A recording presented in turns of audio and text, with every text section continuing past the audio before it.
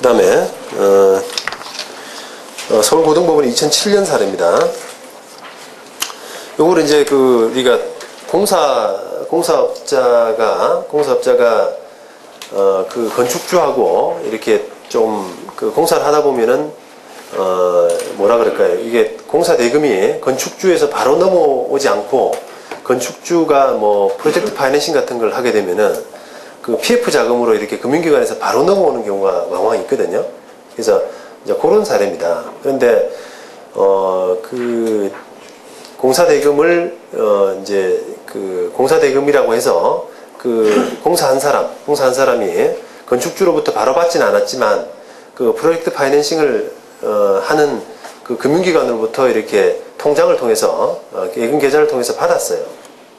그래서 공사 대금이 이제 그렇게 따지면은 공사 대금 받을 게 없기 때문에 유치권 성립할 수가 없는데, 문제는 뭐냐면 그렇게 공사 대금을 받았지만 실제로는 이 건축주하고 공사업자하고 서로 이야기가 돼서 이 공사 대금은 사실상 그 통장 관리를 건축주가 하고 있으면서 그 대금을 다른 데 써버린, 그러니까 실제로는 공사 대금을 못 받은 그런 관계로 건축주가 가져가 버렸기 때문에 공사업자가 실제로는 공사 대금을 못 받은 그런 케이스입니다.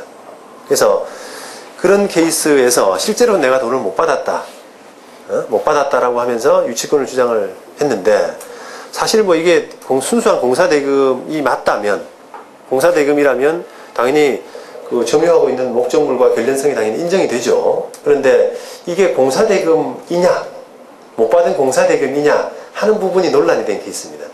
그런데 법원에서는 그건 아니다, 근데 공사 대금 못 받지 않았다 라고 하면서 어떤 논리를 펼쳤냐면,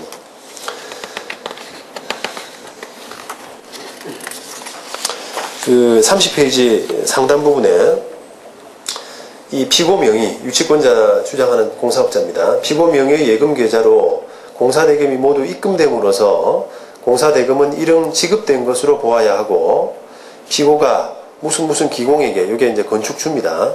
무슨 기공에게 예금 계좌의 인출에 관한 권한을 위임해서 모 기공이 위와 같이 입금된 금원을 인출해서 사용함으로써 피고와 모 기공 사이에는 공사대금이 실제로 지급되지 않은 것과 같은 결과가 되었다고 하더라도, 이는 피고가 모 기공과의 사이에 이 사건 공사도급 계약과는 별개의 새로운 금전거래에 관한 약정을 체결한 결과일 뿐, 이렇게 했습니다. 그러니까 이건 공사대금이 아니라 네가 뭐 빌려준 거나 뭐 그런 성격의 정도의 그 돈이지, 이걸 점유하고 있는 목적물과 관련성 있는 공사대금 채권이다, 이렇게 보기는 힘들다는 거죠. 자, 그 다음에 뭐 대구고등법원 2008년 사례는 뭐 공사했다라고 주장을 하는데, 여러 가지 그 상황으로 볼 때 뭐 공사가 아니라 이 안모, 이 사람이 건물주인데 안모 씨에게 그 공사비 명목으로 돈을 빌려준 것일 뿐이다. 그래서 이 유치권 주장은 이유 없다 판단했습니다. 그 다음에 대구고등법원 2008년 사례입니다.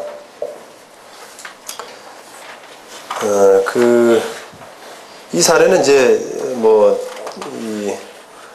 우리 유치권 관련해서 자주 좀 등장하는 사례인데, 그러니까 실제로는 이게 이제 공사대금이 있다라고, 공사대금이 없는데도 불구하고 있는 것처럼 이렇게 가장하는 이런 경우가 참 많거든요. 근데 그런 그 케이스로 건물주가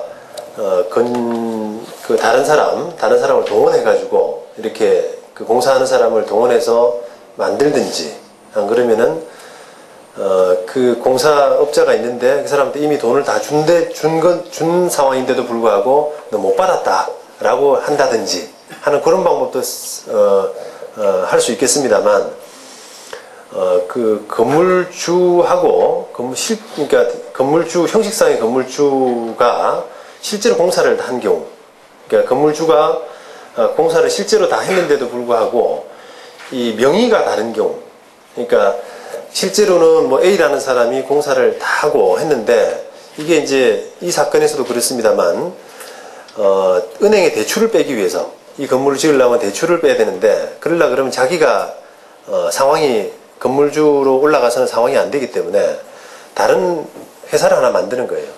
건물주로. 그래서 그 회사를 만들고 자기가 실제로는 다 하고 다 처리하고 해서 그런 그 관계에 있어서 이 사람이 지금 A라는 사람이 그 건물주로 등재된 회사에 대해서 뭔가 받을 게 사실상 없는 이런 경우가 참 많거든요. 근데 형 명목상으로는 이제 바깥으로 보기에는 건물주 되는 사람하고 자기하고는 다르다는 이유로 해가지고 공사대금 받을 게 있다. 이런 식으로 짜는 경우가 상당히 많습니다. 그래서 그런 케이스에서 그 법원은 위에서 보면 31페이지 밑에서 넷째 줄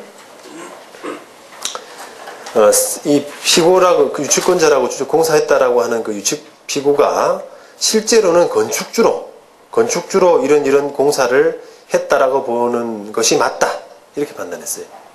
그리고 설령 이 피고가 공사 수급인으로서 무슨 산업을 위해서 이런 걸 했다고 하더라도 결련성이 인정이 안 된다 이렇게 판단했는데, 어떤 공사를 했냐라고 주장했냐면, 이 그 공사를 이제 건물을 짓는 과정에서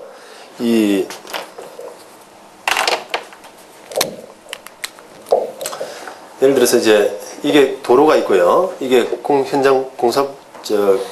건축 현장인데, 이 공사를 자기가 하는 과정에서 이렇게 길이 필요해서 이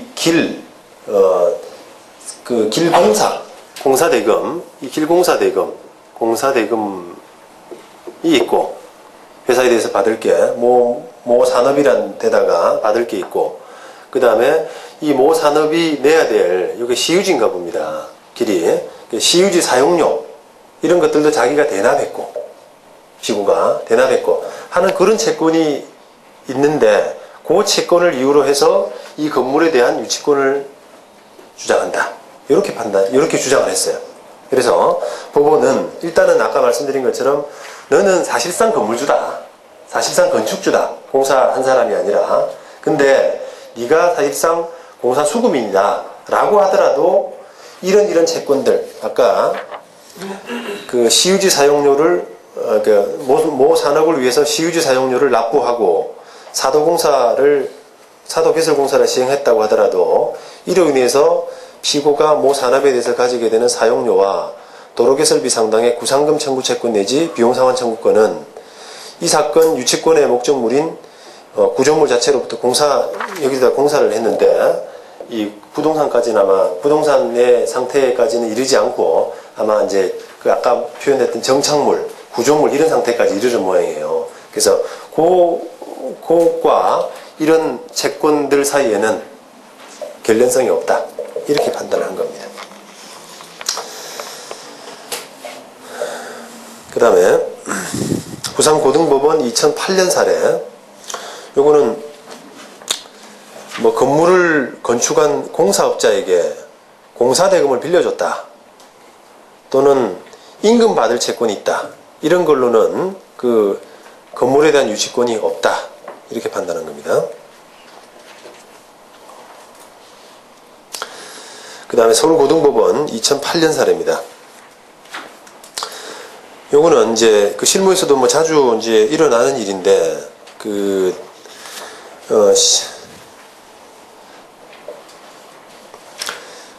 원래 이제 공사를 한 사람이 32페이지 맨 밑에 줄에 견모라는 사람입니다. 견모가 이제 공사업자인데, 이 공사업자가 피고 최모라는 사람에게 그 인테리어 공사 대금 채권을 양도했습니다. 양도하고 이 배모에게 통지했는데, 배모는 건축주입니다.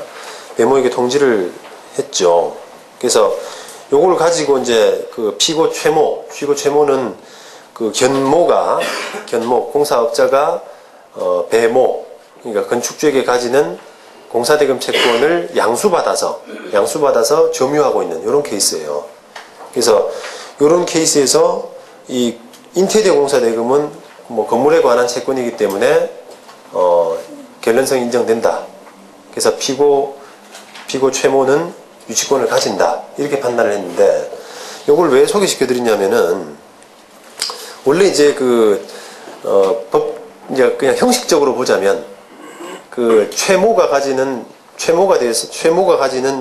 어떤 채권이란 것은 순수하게 공사대금 채권은 아니죠. 법적으로 보면 이걸 양수금 채권이라고 하는데, 양수금 채권을 가지고 있지만, 이 양수금 채권의 본질은 사실 우리가 법률적으로 양수금 채권은 양도된 채권의 성질을 그대로 가지는 걸로 보거든요. 그래서 이 최모가 가지는 양수금이란 것은 견모가 배모에 대해서 가지고 있는 공사대금 채권의 속성을 그대로 이어받는 거기 때문에 이걸 공사대금 채권으로 해서 결련성을 인정해 주고 있습니다. 그래서 별 다툼은 없는데, 한번 이렇게 쿠션이 들어갔다고 해서 여러분이 좀 헷갈리실까봐 그렇게 말씀을 좀 드리는 거예요. 그래서 그런 채권 공사 관련해서 채권 양도되는 경우가 참 많이 있습니다. 왜냐하면은 이게 공사라는 게 혼자서 다 하는 게 아니라 밑에 하도급업자들이 많이 딸려 있기 때문에 그 하도급업자들이 실제로는 자기 노력과 대금을 대고 이게 공사를 이루어지는 경우가 많지 않습니까? 그러니까 공사가 이게 부도나게 되면은 명목상의 공사업자, 이 사람이 자기가 건축주에게 대해서 가지는 채권 중에서 하도급업자들이 공사한 부분만큼을 하도급업자들한테 막 양도하는 경우가 참 많아요. 그래서 그런 경우에 좀 이렇게 한번 참고로 하실 만한 사례 같고요. 다만 이제 다음에서 말씀드리겠습니다만, 이 채권 양도화와 관련해서 이제 좀 주의 깊게 좀 보셔야 될 부분은, 이 채권이 양도되고, 그러니까 유치권이란 것은, 채권을 가지고 있는 사람이 점유한, 이게 원칙적인 모습이잖아요. 내가 채권을 가지고 있는데, 채권을 받기 위해서 점유를 한다. 이게 원칙적인 모습이고, 그 다음에 조금 더 나아가서, 내가 채권을 가지고 있으면서, 나의 점유보조자, 그러니까 점유하는 방법은 직접 점유하더라도 상관없고, 점유보조자를 통해서 하더라도 상관없고, 또 우리가 돈을 줘야 될 채무자와 공동점유하더라도 상관없고, 간접점유하더라도 상관없고, 이렇게 여러 가지 점유 형태가 가능하거든요. 그래서 어쨌든 채권을 가지는 사람이 점유를 가지고 있어야 되는데, 이게 이제 실무상으로 채권은 양도하는데 점유는 이전이 안 되는, 승계가 안 되는 그런 경우가 왕왕 있어요. 그러니까 채권은 예를 들어서 이 사건에서 채권 자체는 피고 최모한테 양도를 하는데, 점유는 그대로 견모가 가지는 이런 상태가 돼버리면, 점유하고 채권에 가지는 거하고, 채권 가지는 사람하고 점유하는 사람하고가 불일치됩니다. 분리가 돼버리죠. 그러면 이거를 유치권의 상실 사유로 봐요. 상실. 그죠? 유치권이라는 게 돈 받을 사람이 점유함으로써 변제를 강제하는 그런 논리가 되는데, 어떤 이 사람은 점유만 하고 있고, 채권이 없으니까 상실 안 되죠. 그 다음에 이 사람은 채권만 가지고 있고 점유를 안 하니까, 둘 다 유치권이 없게 되는 그런 논리가 돼요. 그죠? 그래서 이런 경우에는 조금 주의를 좀 하셔야 돼요. 근데 이제 그 경우에 따라서는 그런 건 가능하죠. 이게 이 사람 채권 양도를 했는데 이 사람이 채권자로서 이 사람을 점유보조자, 이 사람을 직접 점유자로 간접 점유 형태로 점유하고 있다. 이런 논리로도 가능할 수가 있죠. 근데 그거는 이제 아까 점유란 개념이 굉장히 추상적이다라고 제가 말씀을 좀 드리고 싶은데, 누가 점유를 하느냐? 이 사람이, 그러니까 채권이 이 사람한테 넘어갔기 때문에 이 사람이 점유를 해야 되는데, 이 사람이 점유를 하고 있는 것으로 볼 수 있느냐라고 하는 것은 굉장히 추상적이에요. 그래서 제가 앞서 말씀드린 것처럼 법원이 이 사람을 결국 이 사람이 돈을 받게 하는 것이 타당하냐, 정의롭냐 하는 그런 판단과 관련해서, 정의롭다라고 판단하면은 이렇게 채권과 점유가 분리된 이런 상황에서 이 사람이 채권을 가지고 있고 점유보조자를 통해서 점유한다. 이런 논리로 이제 보호가 가능하다는 거죠. 그런데 반면 이 사람이 보호받을 만한 가치가 없다. 이 사람 아무리 봐도 여러 면에서 가짜 같다. 이런 판단이 들면은 어떤 논리로도 차는 거예요. 어떤 논리로도. 근데 그 어떤 논리 중에 하나가 들어갈 수가 있습니다. 채권은 양도받았지만 점유는 이 사람이 여전히 하고 있기 때문에 너는 점유가 없다. 상실. 이렇게 돼버리는 거예요.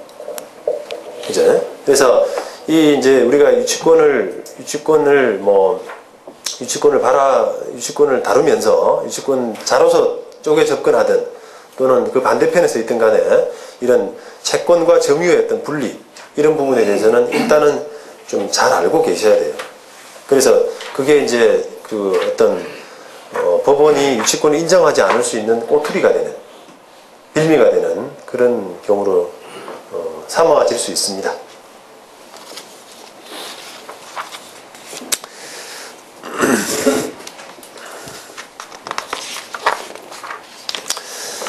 그 다음에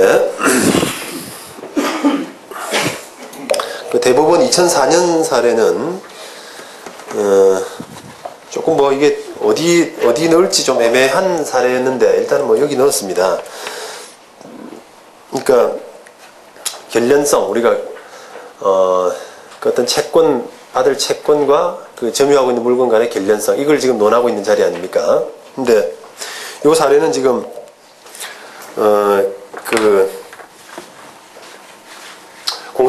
공사대금 채권이에요. 근데 이 공사대금을 피고하고 실제로는 송모란 사람하고 두 사람이 이렇게 그 같이 동업관계로 같이 공사를 한 케이스입니다. 그런데 이 공사대금을 이제 못 받았는데 이 못 받은 돈이 1억 6천 정도 1억 7천 가까이 되는 돈인데요. 이 1억 7천을 받기 위해서 점유를 하면은 당연히 결련성이 인정되는 거 아니겠습니까? 그런데 그 점유를 피고만 했어요. 이 사람만 점유하고 송모는 점유를 안 했습니다. 이런 경우에 그러면 피고를 내보내기 위해서 줘야 되는 돈 얼마를 주고 뭐 인도하라 이렇게 해야 되는데 피고를 내보내기 위해서 줘야 되는 돈이 얼마냐, 결련성 있는 채권이 얼마냐, 이게 이제 논란이 된 사건인데 이 두 사람이 동업관계에 있는 상태에서 총 못 받은 돈이 1억 6,900입니다. 그런데 이 중에서 두 사람 동업관계가 있으니까 지분 비율이 이게 3,800 정도, 3,800. 그 다음에 송모가 1억 3천 정도. 이런 식의 지분이 있어요. 그렇다면 피고를 내보내기 위해서 3,800만 주면 내보내느냐, 안 그러면 1억 6,900을 다 줘야 내보내느냐 하는 이런 이제 논란이 된 사건입니다. 근데 원심법원은 이 3,800만 내주면 된다라고 했는데 대법원은 1억 6,900을 다 줘야만 내보낼 수 있다라는 그런 판단을 했습니다. 한번 논리를 한번 보시죠. 34페이지 위에서 둘째 줄. 피고 등이라고 하면 피고하고 송모입니다. 이 피고 등이 김모, 이 건축주입니다. 김모에 대해서 가지는 공사대금 채권 1억 6천은 동업관계에 기한 채권으로 일종의 조합채권이라고 할 것이고, 따라서 이 공사대금 채권은 피고 등에게 합의적으로 귀속된다고 할 것이어서 피고는 조합채권인 이 공사대금 채권에 대한 보존행위로 공사대금 채권에 의해서 유치권을 행사할 수 있고, 이 경우 피고는 동업관계의 대표자 내지 업무집행조합원으로서 이 물건을 점유하면서 유치권 행사하고 있다고 볼 수 있다 해서 피고가 행사하는 유치권의 비담보 채권은 공사대금 채권 전체다. 그 지분 상당액은 아니다. 지분 상당액에 그칠 것이 아니라 공사대금 전체다. 이렇게 본 겁니다. 그러니까 이 피고의 현재 점유는 이 동업관계, 이 전체를 위해서 점유하는 것으로 보는 것으로 해석을 한 거죠. 그래서 여기에서 받을 돈은 1억 6,900이라고 해석을 한 겁니다.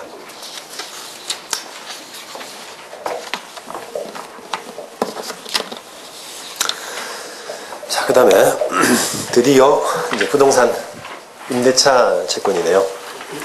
훨씬 이게 임대차는 수월해요.